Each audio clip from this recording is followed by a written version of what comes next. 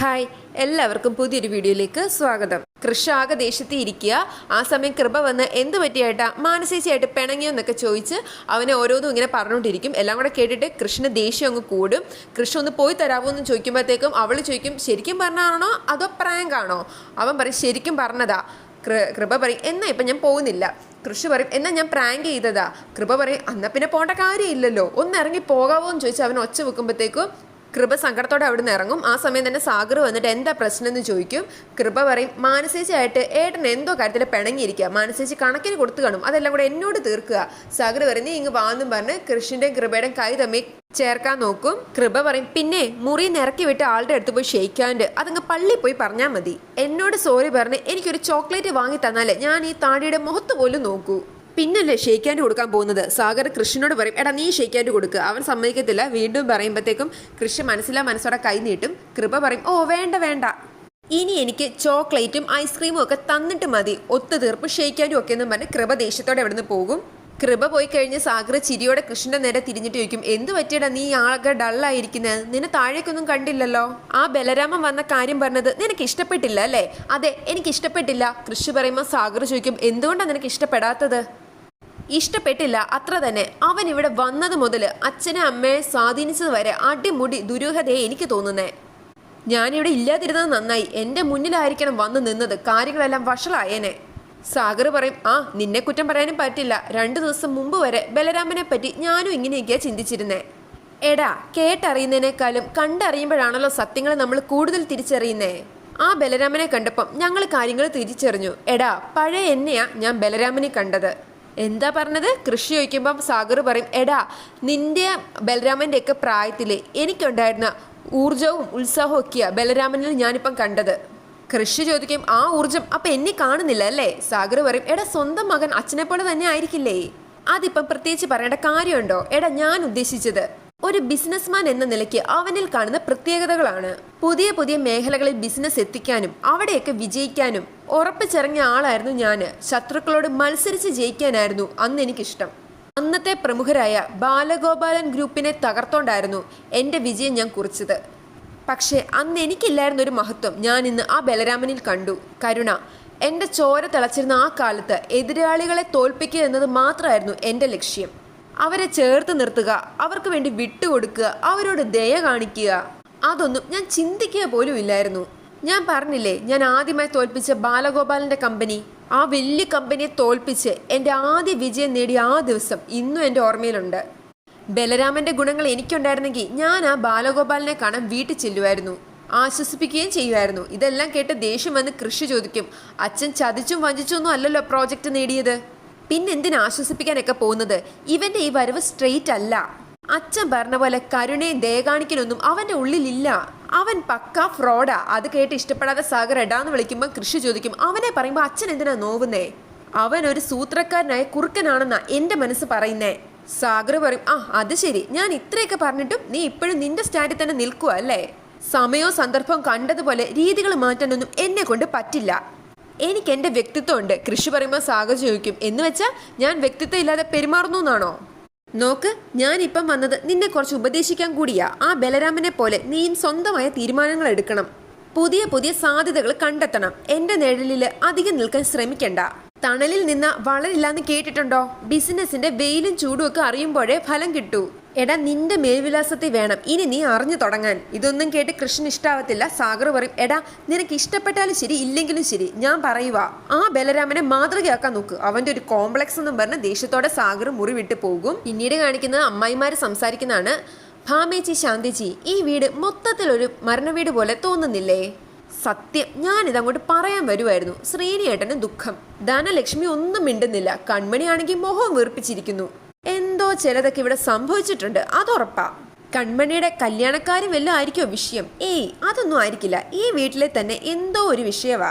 സത്യം പറഞ്ഞ ആ സംഭവം എന്താണെന്നറിയാതെ ആകെ ഒരു പരവേശം. അതെ സത്യം. അവരങ്ങനെ സംസാരിച്ചുകൊണ്ടിരിക്കുമ്പോഴാണ് കാറിന്റെ സൗണ്ട് കേൾക്കുന്നത്. നോക്കുമ്പോൾ മനോജ വന്നേക്കുന്നത്. മനോജിനെ കണ്ട് എടാ മനോജയെന്ന് വിളിച്ച് അമ്മായിമാരടുത്തേക്ക് വരും. ഹോ, നിന്റെ ഒരു ഭാഗ്യവേ. ഓഫീസിൽ പോവാൻ കമ്പനി കാറ്, തോന്നുമ്പം പോവാൻ തോന്നുമ്പം വരാം. ഒന്ന് വെറുതെ ഇരിക്കുന്നുണ്ടോ? മനോജ് ചോദിക്കുമ്പോൾ അവർ ചോദിക്കും, എടാ നീ എന്തിനാടാ ഞങ്ങളോട് ദേഷ്യപ്പെടുന്നത്? ആ സമയം ധനലക്ഷ്മി അകത്തുനിന്ന് സന്തോഷത്തോടെ ഓടി വരുന്നുണ്ട്. ബലരാമൻ സാറിനെ കണ്ടോ? സാർ എന്ത് പറഞ്ഞു? ധനലക്ഷ്മി ചോദിക്കുമ്പോഴത്തേക്കും മനോജ് പറയും എത്രയും പെട്ടെന്ന് കൺമണി ഓഫീസിൽ ജോയിൻ ചെയ്യിപ്പിക്കണം എന്നാ പറഞ്ഞേക്കുന്നേ. എന്നെ കുറെ വഴക്കും പറഞ്ഞു, ഞാൻ വല്ലാതെ നാണം കെട്ടുപോയി. ധനലക്ഷ്മി പറയും നിങ്ങൾ ചേട്ടനായി അനിയത്തിയായി, ഞാൻ അതിൻ്റെ ഇടയിൽ എന്തെങ്കിലും പറഞ്ഞാൽ കുറ്റം മൊത്തം എനിക്കാവും. എൻ്റെ മനോജേട്ടൻ ഇവിടുന്ന് പോയി കഴിഞ്ഞപ്പം ഞാൻ അവളെ ഒന്ന് ഉപദേശിക്കാനായിട്ട് ചെന്നു. അയ്യോ എന്നോടൊന്നും മിണ്ടണ്ടെന്ന് പറഞ്ഞ് എൻ്റെ നേരെ അവൾ ഒരു ചാട്ടം, എന്നെ പിടിച്ചൊരു തള്ളും. മനോജ് ചോദിക്കും കൺമണി നിന്നെ പിടിച്ച് തള്ളിയെന്നോ? അമ്മായിമാര് വന്ന് പറയും കൺമണിയല്ലേ ആള്, തള്ളിയില്ലെങ്കിലും അതിശയമുള്ളൂ. എന്നാലും ധനലക്ഷ്മിയോട് ഇങ്ങനെയൊന്നും പെരുമാറുന്നത് ശരിയായില്ല. ധനലക്ഷ്മി പറയും മനോജേട്ടാ ഒരു കാര്യം ഞാൻ പറയാം, അവൾക്ക് നല്ല അഹങ്കാരം തലയ്ക്ക് പിടിച്ചിട്ടുണ്ട്. അമ്മായി പറയും ഹോ ആദ്യമായിട്ടാ ധനലക്ഷ്മി സത്യസന്ധമായിട്ട് ഒരു കാര്യം പറയുന്നത്. ധനലക്ഷ്മി ചോദിക്കും അതെന്നാ വർത്താനവാ, അപ്പോൾ ഇത്രയും നാളും ഞാൻ പറഞ്ഞൊന്നും സത്യമല്ലായിരുന്നോ? അമ്മായിമാര് പറയും അതൊക്കെ സത്യവാ, എങ്കിലും ഇത് വലിയ സത്യവാ. അലികയെ അവളുടെ തലയിൽ കൂടെ ഓടുന്നെന്ന് അവളുടെ വിചാരം. അവൾ അഹങ്കാരത്തിന്റെ ആളാ മനോജെ. ആ MD കൃഷ് സാറ് ഇവളുടെ പോക്കറ്റിലാ, അതിന്റെ തലക്കനാ അവൾക്ക്. മനോജ് പറയും നിങ്ങളൊന്ന് നിർത്താവോ, ഞാൻ ചോദിക്കട്ടെ എന്നും പറഞ്ഞ് കൺമണിയെ വിളിക്കും. അമ്മായിമാര് പറയും മോനെ മനോജെ നീ കൺമണിയെ തല്ലാനുള്ള ഒരുക്കത്തിലാവും, അവളെ തല്ലണ്ട, തല്ലിയ അവൾ തിരിച്ചു തല്ലും. അടുത്ത അമ്മായി പറയും പിന്നെ ഞങ്ങളൊക്കെ ഇവിടെ നിൽക്കുമ്പം അവള് മനോജിനെ തല്ലുവെന്നോ? എങ്കിലതൊന്ന് കാണണല്ലോ.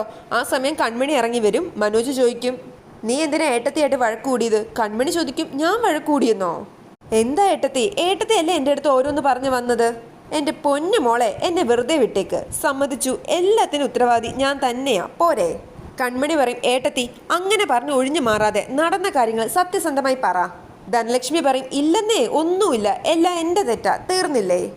എന്താ ധനലക്ഷ്മി എന്താ കാര്യം എന്ന് ചോദിച്ച് ശ്രീനി അങ്ങോട്ട് വരും. ധനലക്ഷ്മി പറയും ഓ ഒന്നുമില്ല, മോളുടെ വീരകഥകൾ പറയുമായിരുന്നു. മനോജ് പറയും അതൊക്കെ അവിടെ നിൽക്കട്ടെ, കൺമണി നീ എന്നാ BR ജോയിൻ ചെയ്യുന്നത്?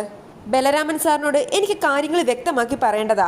കൺമണി പറയും ഏട്ടൻ ഇപ്പോൾ ഓഫീസിൽ നിന്ന് വന്നതല്ലേ ഉള്ളൂ, ഒന്ന് വിശ്രമിക്ക്, എന്നിട്ട് നമുക്ക് വിശദമായിട്ട് സംസാരിക്കാം. മനോജ് പറയും എൻ്റെ വിശ്രമത്തെക്കുറിച്ച് ഓർത്ത് നീ വിഷമിക്കേണ്ട കാര്യമൊന്നുമില്ല, ചോദിച്ചതിന് മറുപടി താ. നീ BR ഡിസൈൻസിൽ എന്ന് ജോയിൻ ചെയ്യും? കൺമണി മിണ്ടാ നിൽക്കുന്ന കണ്ട് ധനലക്ഷ്മി പറയും കണ്ടോ അവൾ അടുത്തത് എന്ത് സൂത്രം പറയുമെന്ന് ആലോചിക്കുക.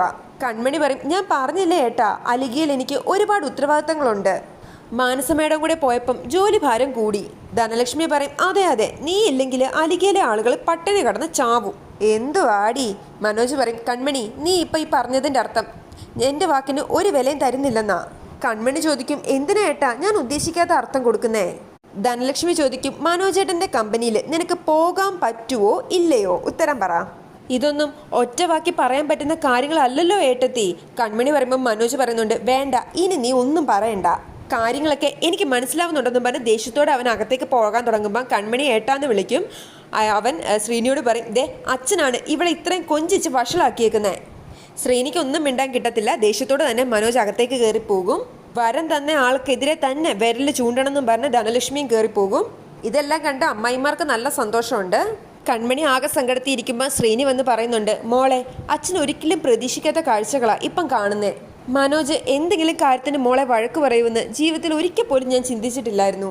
അതുപോലെ മനോജിൻ്റെ ആഗ്രഹത്തിന് നീ എതിരെ നിൽക്കുമെന്ന് ഞാൻ പ്രതീക്ഷിച്ചിട്ടില്ല. അതും സംഭവിച്ചു. എൻ്റെ മക്കളുടെ സഹോദര സ്നേഹമായിരുന്നു അച്ഛൻ ഏറ്റവും വലിയ ആശ്വാസവും സമാധാനവും. അത് അവസാനിച്ച് പോയല്ലോ ഈശ്വര, ഇനി ഞാൻ എന്തൊക്കെ കാണണം? കൺമണി പറയും അച്ഛ മനോജേട്ടനോട് ഞാൻ ഒരു ധിക്കാരവും കാണിച്ചിട്ടില്ല.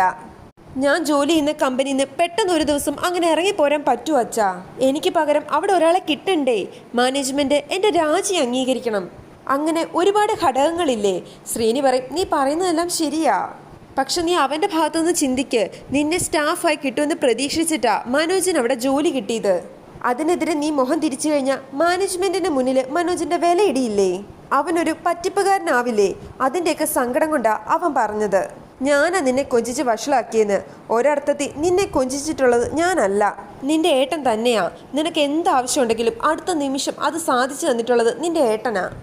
നീ കഴിഞ്ഞ് അവന് വേറെ ലോകമുള്ളൂ, നീ അവൻ്റെ ജീവനാ. മോൾ ഇതൊക്കെ ഒന്ന് ചിന്തിച്ചു നോക്കിക്കേ. കൺമണി പറയും അച്ഛാ ഇതൊന്നും ഞാൻ പ്രത്യേകിച്ച് ചിന്തിക്കേണ്ട കാര്യമില്ല, കാരണം ഇതൊക്കെ എപ്പോഴും എൻ്റെ മനസ്സിലുണ്ട്. ഏട്ടൻ തന്ന സന്തോഷവും സ്നേഹവും ഇതൊന്നും ഒരിക്കലും മറന്നു പോകുന്നവളല്ല ഞാൻ. നിങ്ങൾ രണ്ടുപേരും എനിക്ക് ഒരുപോലെയാ, പക്ഷേ എല്ലാം കൂടെ കൂട്ടി വെച്ച് നോക്കുമ്പോൾ മനോജിൻ്റെ കൂടെ എനിക്കിപ്പം നിൽക്കാൻ തോന്നുന്നേ. അവൻ പറയുന്നതാ കൂടുതൽ ശരി. ശ്രീനി പറയുന്നത് കേൾക്കുമ്പോൾ കൺമണിക്ക് നല്ല സങ്കടമാവുന്നുണ്ട്. ആ സമയം അമ്മായിമാർ വന്ന് ചോദിക്കും കൺമണി ശ്രീനിയേട്ടാ യഥാർത്ഥത്തിൽ ഇവിടെ എന്താ പ്രശ്നം? ശ്രീനി പറയും ഇവിടെ ഒരു പ്രശ്നവും ഇല്ല. അമ്മായി ചോദിക്കും ആഹാ ഒരു പ്രശ്നം ഇല്ലാഞ്ഞിട്ടാണോ മനോജ് കൺമണിയെ തല്ലാനും കൊല്ലാനും ഒക്കെ നിന്നത്? കൺമണി ചോദിക്കും ആര് തല്ലിയെന്നും കൊന്നു നോക്കിയാ? ഇനി അഥവാ തല്ലിയാലും അതെന്റെ ഏട്ടനാ, ഏട്ടൻ അതിനുള്ള അവകാശമുണ്ട്. ഞങ്ങളുടെ ഇടയിൽ നിന്ന് കാര്യങ്ങൾ വഷളാക്കാതെ അമ്മായിമാര് ചെല്ല്. അവര് പറയും ഇതെന്ത് കൂത്ത്, എല്ലാം നേരെ ചൊവ്വ അവസാനിക്കണമെന്നാ ഞങ്ങളുടെ ആഗ്രഹം. അല്ല കൺമണി, നിനക്ക് അലികേന്ന് രാജിവെച്ച് പെട്ടെന്ന് മനോജിന്റെ കമ്പനിയിലേക്ക് പോകാൻ പറ്റുമോ? അലികക്കാരറിഞ്ഞാ വെറുതെ ഇരിക്കുവോ? കൺമണി പറയും ദേ വാലും തുമ്പ് പറഞ്ഞിട്ട് അലികെ ചെന്ന് എന്തെങ്കിലും വിളമ്പാനാണെങ്കിൽ മൂന്നിൻ്റെ ജോലി ഞാൻ തെറിപ്പിക്കും. അവര് പറയും ഷെടാ, ഈ വീട്ടിലൊരു ഒച്ചയും ബഹളം പാടില്ലെന്ന് കരുതിയാ ഞങ്ങൾ ഇതൊക്കെ തിരക്കുന്നത്. ഈ കുടുംബത്തിന്റെ നല്ലതിന് വേണ്ടിയല്ലേ ഞങ്ങൾ പറയുന്നത്. ഞങ്ങൾ മനോജിനോട് പറയാം അലികേന്ന് പെട്ടെന്നൊന്നും അങ്ങനെ രാജിവെച്ചിട്ട് വരാൻ പറ്റില്ല എന്ന്. കൺമണി പറയും നിങ്ങളൊന്നും പറയണ്ട, പറയാനുള്ളതെല്ലാം ഞാൻ പറഞ്ഞോളാം, നിങ്ങൾ പോയേ. ഓ ഞങ്ങൾ പൊക്കോളാമേന്നും പറഞ്ഞ് അവരവിടുന്ന് പോകും. കൺമണി ആകെ സങ്കടപ്പെട്ടിരിക്കുന്നത് കാണിച്ചുകൊണ്ടാണ് ഇന്നത്തെ എപ്പിസോഡ് അവസാനിക്കുന്നത്.